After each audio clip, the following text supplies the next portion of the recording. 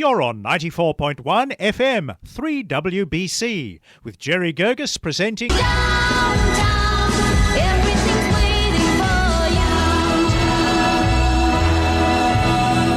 Downtown. And now here's Jerry Guirguis, 94.1 FM, 3WBC, the voice of the Inner East. Hang around and let your problems surround you. There are movie shows downtown. Maybe you know some little places to go to where they never close.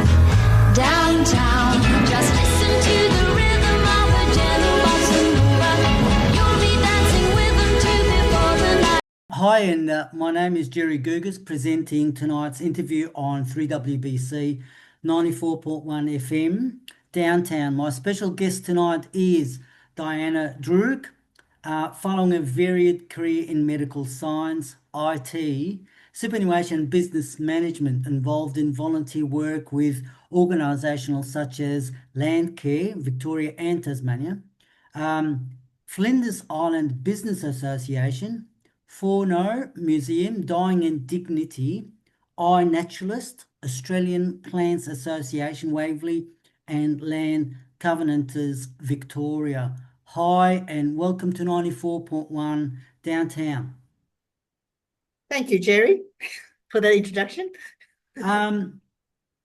Sincerely, I just want to pause for just for a few seconds on the varied career that you've had, and I applaud all and every aspect. What is environmental land covenanting, Diana? Right. It's defined as a formal document. It means restricting the use and development of land in perpetuity Right. for the purpose of protecting and improving the condition of native vegetation and other environmental values of the land. And it's normally on the title of the land. It's put on the title of the land. And in Victoria, each state is different. First of all, each state is different. But in Victoria, there are three acts that cover what you call environmental covenants. One's under the Victorian Conservation Trust Act of 1972, and that's managed by Trust for Nature, an organisation that's a semi-government organisation that started in 1972 and started doing these covenants in, I think, 1978. In 1978. So it's been going on a long time. The other ones that you can do are under Section 69 of the Conservation, Forests and Lands Act 1970, and that's managed by the Department of Energy, Environment and Climate Action, which is called DECA. It's a government department. Yeah. And the third one's under Section 173 of the Planning and Environmental Act of 1987, and they tend to be put in by councils around the state. Right. The first one, which I mentioned, they're managed and put on by Trust for Nature, are the strongest ones, basically, because they're covered. To take them up, you've got to go to the Supreme Court to get them removed or changed. Right. The other twos, and also Trust for Nature, have more control on. They have to audit and make sure these covenants are doing what they are supposed to be doing. The other two types, run by DECA and the councils, the government's own audit department have found that both DECA and the councils are not managing those covenants properly. So they're not as in that sort of environment. If you want to do it properly, you go for a Trust for Nature one. Okay. And it's actually on your title, and it will have reference to that particular the conditions under which you have this covenant. We'll cover that a little bit in more details later on, only because I'm I'm asking, why isn't the work of groups such as Landcare, as everyone knows, Yes. greening Australia less, enough to protect the environment? So, Right. I mentioned those two bodies to you in my, I suppose, spiel. A lot of people know about Landcare, and they've done a lot of work, and yes. people don't realise the amount of work, volunteers, the amount of money that goes into doing that work. In the area that I do my work, we've got a lot of Landcare, and I've been involved in Landcare, a lot of wonderful work Landcare has done, just amazing. Yes. But the problem you have is all that work, if it's on private land or even on government land, Right. the next owner can knock it off, can remove it. Bad.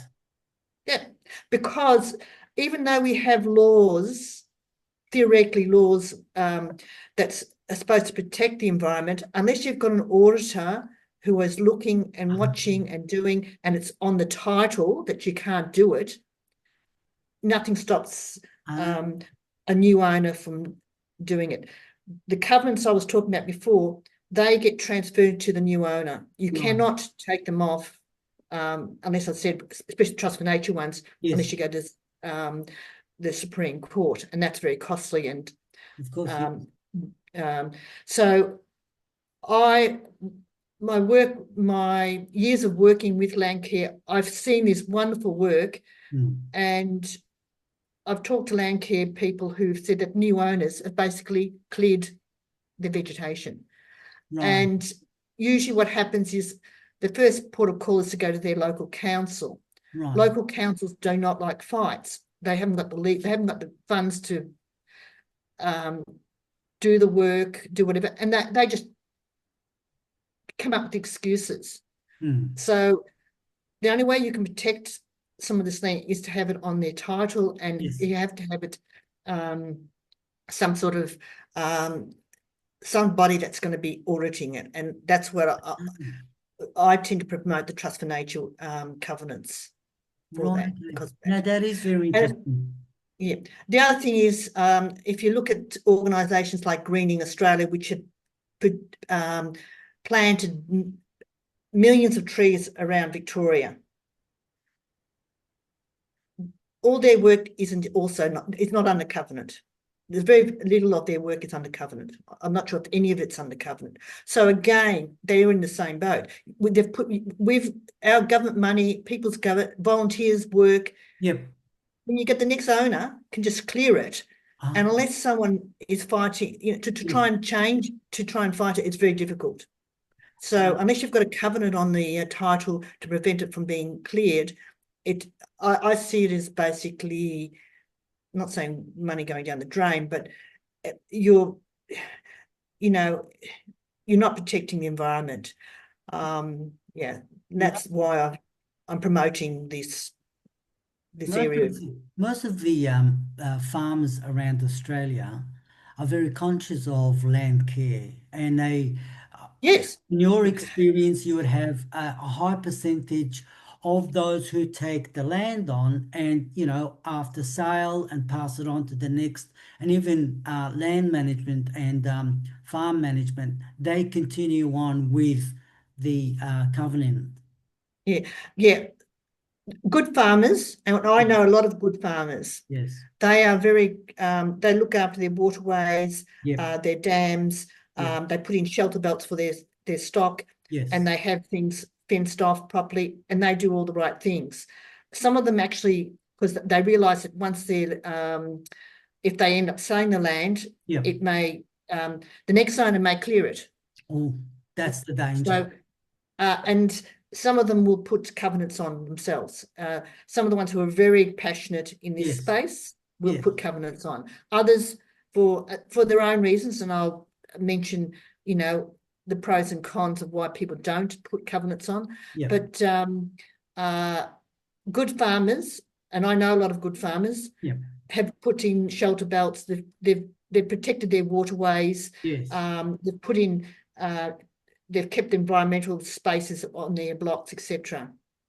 But as I said, once you sell the land, Yeah. if there's no protection on it, and no one's, the government isn't interested in auditing generally. Right, okay. Let's talk about the land covenants as a way to protect the environment in Victoria. Your passion for the Australian environment and protecting its unique plants, animals, and insects. You are currently managing 16 hectares re-vegetated covenanted property at Seawalls Edge Nature Reserve. Okay, that's Yeah. a huge task. Yeah. 16 acres. Starting, my 16 husband and I set it up, and the revegetation process started in 2012, Right. and it's still going on. We still have not finished. You want a situation, because it's a revegetation project, not a natural bush. There's some we call it ecological land on the edge, which is salt marsh, which is protected, but the rest of it was basically revegetation. That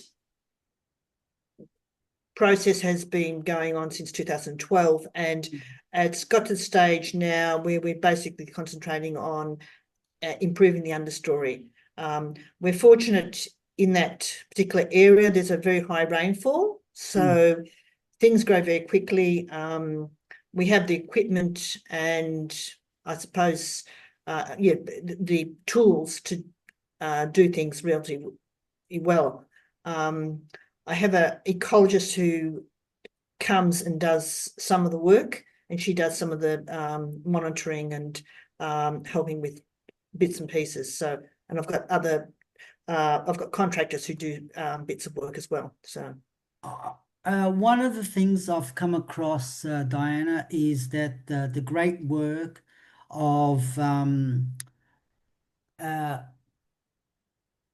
preparing and repairing the old bends in waterways, and the rocks and its natural formation. There's been a lot of things that are happening in that space, and it not only in Australia, also overseas. And they talk about some of the waterways that was very old in parts of in England and even in Scotland, and they've all gone back to say, no, that's not how it is, how it was, yes. how it is. We've put it back to how it used to flow.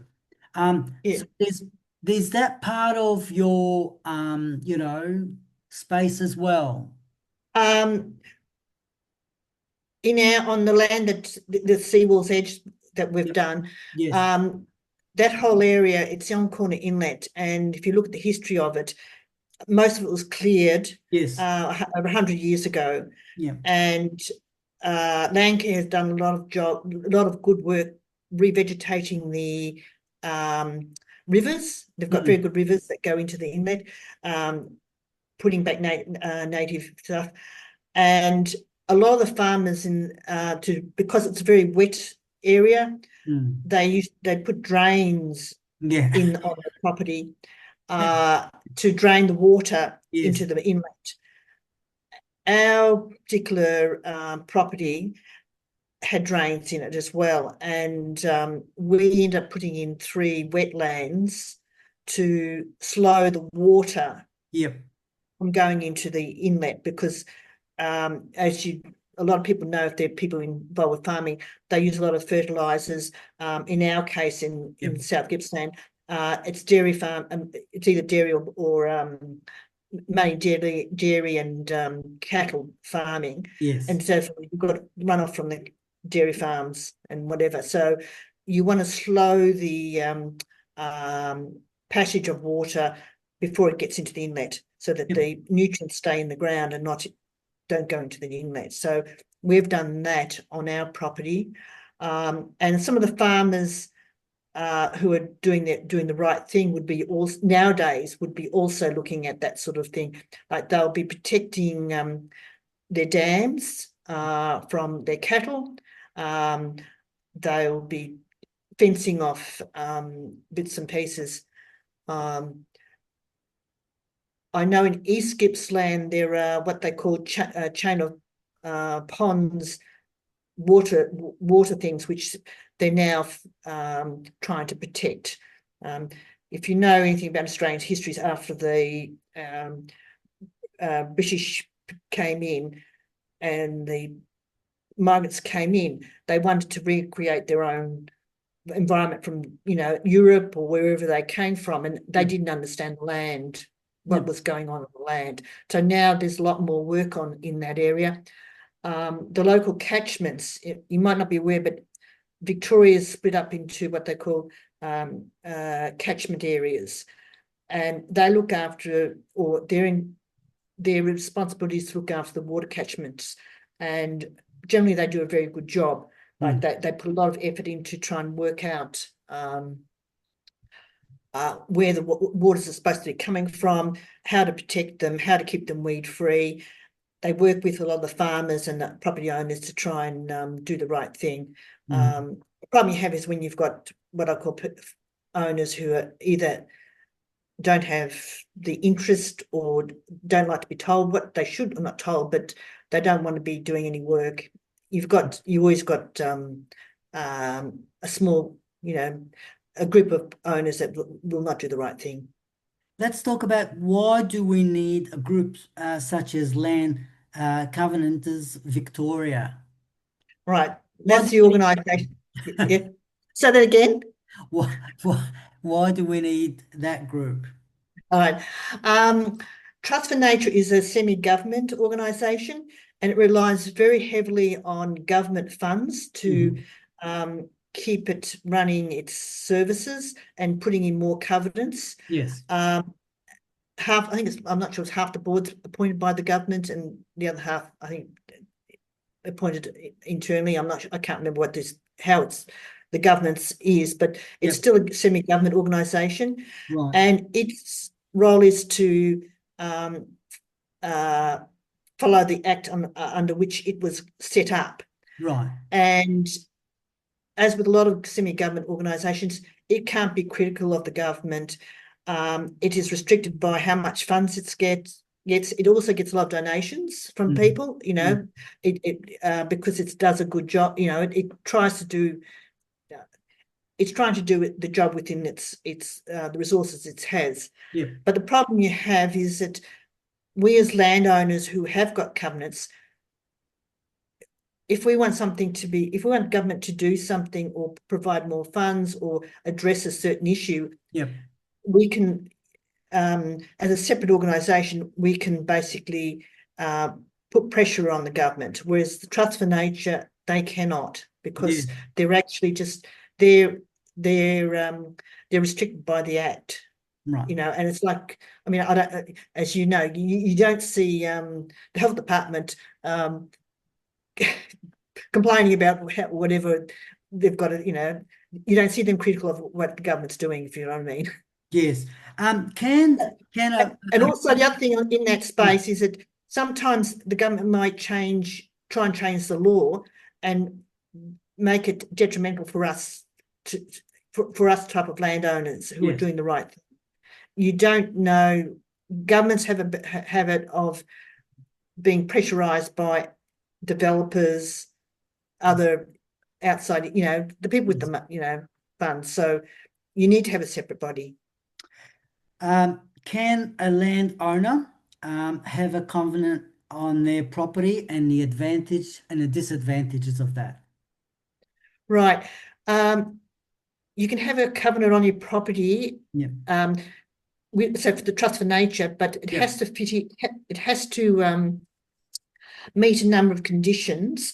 Trust for Nature have a number of conditions on their website because of the fund, it costs about $35,000 to set up a covenant. Right. And sometimes the landowner pays for that. Other times, Trust for Nature or their financials, they might get grants or whatever that might pay for it. And the reason why it costs that much is that there's a couple of aspects. One is you've got to get someone to assess the property to make sure that it's got the attributes that it's worth putting covenant on. Right. And they are things like the size. They're not prepared to, they don't want to have to deal with very small properties. Yep. So they don't tend to put covenants on areas less than 5 hectares. I mean, Right. there are exceptions if it's, but they generally, they're looking for bigger properties. What's the significance of the vegetation on the property? You know, is it threatened? You know, so they have to get it checked out by a good ecologist. Yes. Also, then is the how is the land configured? I think we have a problem in this space, especially along waterways, and where you've got, you know, things going round, and you've got to have fencing, etc., and that may cause issues. The other thing is condition. You might have something where it's full of weeds and it needs a lot of work. And it comes down to whether they think the landowner can do this or whatever. So there's different aspects. The other cost with the 35,000 goes into setting up a management plan. When you take on when I said there's plus and minuses with covenants, once you take on a covenant, it has a management plan, which tends to be reasonably flexible, but you have to try and follow it. Like, you know, you need to make sure the weeds are under control, try and keep out feral animals like foxes, deer, rabbits, that sort of stuff. And it might be also you're not supposed to be doing clearing of the vegetation unless under certain circumstances. You're not allowed to bring in do earthworks unless under specific things that they'll agree to. So there may be conditions under that. But the 35,000, part of that goes to the assessment. Then the rest of it gets invested by Trust for Nature to help, to basically pay for their staff to help the landowner make sure that their covenant is being managed. It's for perpetuity. It's not for 5 years, 10 years. It's indefinitely. So therefore, that money is invested, and a part of that is basically used to make sure that covenant is doing what it's supposed to be doing. And that's why many of us say that that's the best way of handling this situation. Diana, just looking at the time, I did want to say thank you ever so much sincerely for allocating the time tonight. And I've got lots of other subjects that I'll look forward in speaking to you about, but more in details on Landcare and Covenant, because we've got more questions than initially talked about. So just for tonight, I want to say thank you so much for giving us your time, and looking forward to speaking to you on these subjects once again. That's okay. Thank you, Jerry, and thank you to your listeners.